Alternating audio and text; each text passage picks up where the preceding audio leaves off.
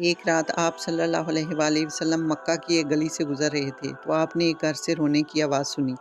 आप उस घर के अंदर तशरीफ़ ले गए। आपने देखा कि एक नौजवान चक्की पीस रहा है और साथ में रो भी रहा है। आपने फ़रमाया कि तुम क्यों रो रहे हो? उस गुलाम ने कहा कि मैं पूरा दिन अपने मालिक की बकरियाँ चराता हूँ और रात होते ही वो मुझे चक्की पीसने को दे देता है। इस तरह मेरी सारी रात चक्की पीसते ही गुज़र जाती है, तो मैं अपनी किस्मत पे रो रहा हूँ। तो आपने फ़रमाया, लाओ मैं ये चक्की पीसता हूँ और तुम जाकर सो जाओ। और फिर रोज़ हमारे नबी सल्लल्लाहु अलैहि वसल्लम उस गुलाम के घर चक्की पीसने को चले जाते।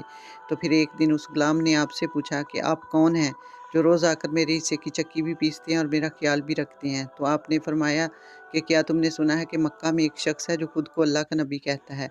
तो उस गुलाम ने कहा, जी हाँ। तो आपने फ़रमाया, मैं ही हूँ वो अल्लाह का नबी। तो उस शख़्स ने कहा कि अगर आप अल्लाह के नबी हैं तो आप मुझे भी अपने साथ ले जाएँ। जानते हैं वो गुलाम कौन था? हज़रत बिलाल रज़ी अल्लाह ताला अन्हो। सुबहान अल्लाह।